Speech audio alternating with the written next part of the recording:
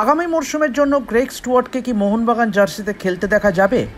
যা শোনা যাচ্ছে তাতে এই স্কটিশ মিডফিল্ডারকে রাখার ব্যাপারে কিছুটা হলেও অনীহা আছে কোচ হোসে মলিনার। কারণ হিসাবে মনে করা হচ্ছে স্টুয়ার্টের বেশ কিছু ম্যাচে চোটের কারণে মিস করা এবং অবশ্যই মলিনার মনোভাব।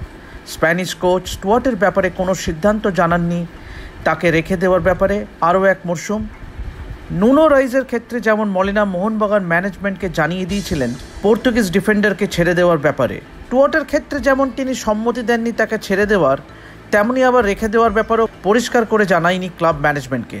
শোনা গেছিল স্টুয়ার্ট নিজে আর থাকতে চান না মোহনবাগানে, তিনি দেশে ফিরে যেতে চান পরিবারকে বেশি সময় দেওয়ার জন্য।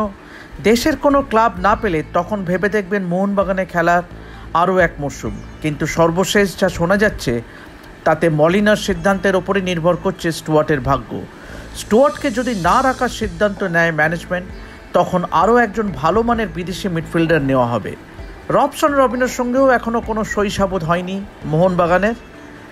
ধীরাজ সিং এবং সৌরভ ভানওয়ালা সবুজ মেরুন ছাড়ার সিদ্ধান্ত আগেই জানিয়ে দিয়েছেন ক্লাব ম্যানেজমেন্টকে। ধীরাজ সম্ভবত যেতে পারে পাঞ্জাব এফসিতে, আর সৌরভকে দলে পাওয়ার ব্যাপারে বেশ আগ্রহী কলকাতার ডায়মন্ড হারবার এফসি। মূলত গেম টাইম বেশি পাবেন বলেই মোহনবাগান ছাড়তে চলেছেন এই রাইট ব্যাক। এদিকে সিনিয়র দলের অনুশীলন শুরু হবে অগস্টের প্রথম সপ্তাহে।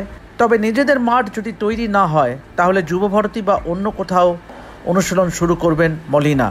আসন্ন কলকাতা প্রিমিয়ার লিগের জন্য জুনিয়র স্কোয়াড অনুশীলনে নামবে জুনের 16 তারিখ থেকে। তার আগেই কোচ ডেগি কার্দোজো চলে আসবেন শহরে।